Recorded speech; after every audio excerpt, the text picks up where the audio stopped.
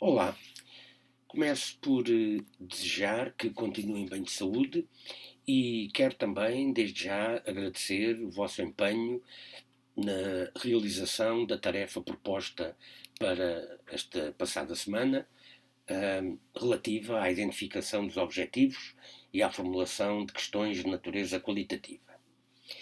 Esta semana vamos começar por rever os elementos que integram a metodologia de um estudo qualitativo, ou seja, os elementos que devemos encontrar na secção de um artigo ou no capítulo de um livro relacionado com a metodologia do estudo, e passaremos depois a ver com maior detalhe a amostragem em pesquisa qualitativa, nomeadamente os tipos de amostras utilizadas em investigação qualitativa e o processo de seleção dessas amostras. Ora, a metodologia de um estudo qualitativo deverá incluir um número de elementos fundamentais que nos permitam perceber os procedimentos adotados para a realização de um estudo e, consequentemente, nos permitam avaliar a validade dos resultados obtidos. O primeiro desses elementos é o objetivo do estudo. Nós, quando lemos um estudo de investigação, na secção ou no capítulo da metodologia, esperamos começar por encontrar a descrição ou informação relativa aos objetivos ou às questões gerais do estudo e as questões específicas que nortearam o estudo. Depois, os participantes, ou seja, a amostra, a descrição dos participantes e a explicação dos critérios que presidiram à escolha dos mesmos. Segue-se o tipo e a natureza do estudo. Trata-se, por exemplo, de um estudo de caso, de um estudo fenomenológico, de um estudo etnográfico? Trata-se de pesquisa exploratória, descritiva, explicativa? Sabendo nós que os estudos exploratórios são os estudos que visam investigar em profundidade um determinado problema, um tema, um fenómeno com vista à sua compreensão. Os estudos descritivos, por sua vez, visam a descrição das características ou das percepções, das relações sociais de um grupo de indivíduos ou dos contextos em que os fenómenos se desenrolam. E os estudos explicativos visam aprofundar o conhecimento da realidade através da identificação dos fatores que contribuem para a ocorrência dos fenómenos ou das situações que se pretende estudar. Temos depois os métodos de recolha de dados, e aqui cabe a identificação das fontes de informação e a escolha das estratégias e dos instrumentos que permitiram a recolha dos dados qualitativos. Depois, os métodos de análise de dados, ou seja, as decisões relativas à perspectiva e aos procedimentos adotados na análise dos dados recolhidos. E, por fim, questões éticas, ou seja, os aspectos de natureza ética envolvidos no estudo e a forma como eles foram resolvidos ou mitigados. Depois de definidos os objetivos e as questões de investigação, há então que atender à seleção dos participantes. E é aqui que se torna imprescindível conhecermos e compreendermos os diferentes tipos e as diferentes estratégias da amostragem nos estudos qualitativos. Vale referir desde já, e uma vez mais, que muitos investigadores qualitativos preferem utilizar o termo participantes em vez da amostra, sendo que ambos os termos podem ser utilizados. O importante é percebermos o que distingue as amostras qualitativas das amostras quantitativas e em que condições é que cada uma das diferentes amostras qualitativas pode ser selecionada e utilizada. Ora, Contrariamente às amostras quantitativas de que falámos no primeiro semestre e que, como vimos, são amostras probabilísticas, as amostras qualitativas são amostras não probabilísticas, o que significa que não são regidas por regras matemáticas, ou seja, a formação das amostras qualitativas não se baseia em cálculos matemáticos. Quer isto dizer que as amostras qualitativas dependem, em tipo e tamanho, dos critérios estabelecidos pelos investigadores. E aqui cabe levantar uma questão que me parece pertinente. Então, que critérios dos investigadores serão esses? Bem, a resposta óbvia é que esses critérios, quaisquer que eles sejam, deverão ser escolhidos, em primeiro lugar, em função dos objetivos e das questões de estudo. E, não raras vezes também, de acordo com os recursos de que o investigador dispõe em termos de acesso ao terreno. A definição dos critérios de seleção de uma amostra qualitativa deve basear-se nas respostas que devemos dar a pelo menos 4 questões fundamentais. Vamos tomar como exemplo um estudo qualitativo baseado na recolha de dados qualitativos através de entrevista. Então, num estudo desses, para se decidir qual o tipo de amostra mais apropriado, deveríamos começar por perguntar quais são os objetivos do nosso estudo. Depois, quem deverá ser entrevistado, quem deverá participar no nosso estudo. Depois, quantos participantes deverão caber no nosso estudo, quantos deverão ser os entrevistados e, finalmente, como será feita a seleção dos participantes. No fundo, cada uma destas questões corresponde a um determinado aspecto importante da seleção da amostra ou do grupo de participantes. Desde logo, a delimitação do próprio estudo, o foco do estudo, aquilo que se pretende atingir com o estudo, depois a identificação da população-alvo, a população a inquirir e, portanto, para decidir qual é o número de participantes a selecionar desse conjunto mais vasto, que é a população. Depois estamos também a referir-nos à dimensão da amostra, o número de participantes a incluir no estudo e, finalmente, o método de seleção da amostra. Como é que a amostra será selecionada.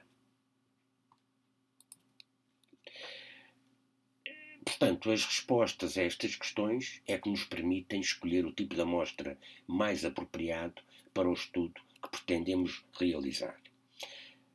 Podemos então dizer, em resumo, que as amostras qualitativas não se baseiam em cálculos matemáticos nem se regem por princípios da estatística. Não existe uma regra ou uma receita para o tamanho das amostras qualitativas. O tamanho da amostra depende essencialmente dos critérios estabelecidos pelo investigador, critérios esses que devem ter em conta essencialmente os objetivos do estudo e a disponibilidade de acesso aos potenciais participantes. Porque de nada serve teimar em incluir, por exemplo, 15 pessoas num estudo se apenas 9 ou 10 ou 8 se mostrarem disponíveis para participar. Portanto, sempre que uma situação dessas acontecer, ou seja, sempre que, por qualquer motivo, o número de participantes for menor do que o pretendido ou o desejável, aquilo que deve ser feito, aquilo que o investigador deve fazer, é reconhecer isso mesmo no relatório do seu estudo e, portanto, apontar essa situação como uma possível limitação do estudo. As amostras qualitativas, portanto as amostras não probabilísticas, podemos dividi-las em 4 tipos essenciais, isto de acordo com Sousa e outros autores. Um tipo de amostra não probabilística é a chamada amostra de conveniência, também chamada acidental ou amostra de critérios. Porventura, a designação de amostra de conveniência é a mais comum. Então, esta amostra implica o quê? Implica a aceitação de grupos já existentes.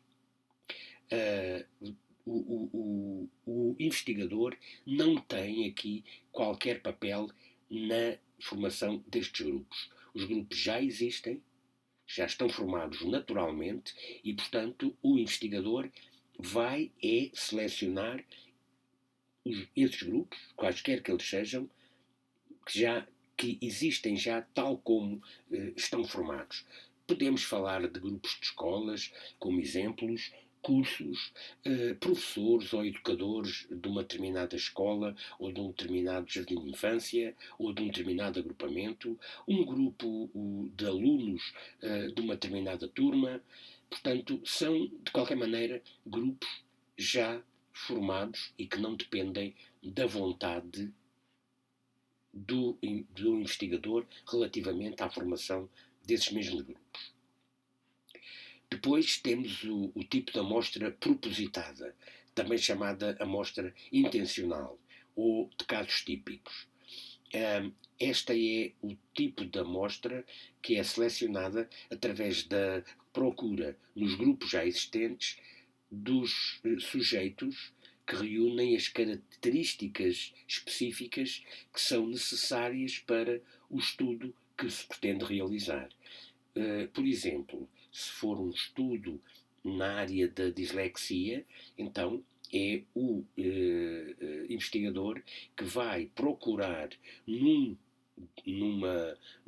conjunto dos alunos de uma determinada escola ou numa determinada turma os elementos, por exemplo, os alunos que estejam referenciados como disléxicos, que são os que reúnem as condições interessantes para o estudo que se pretende realizar.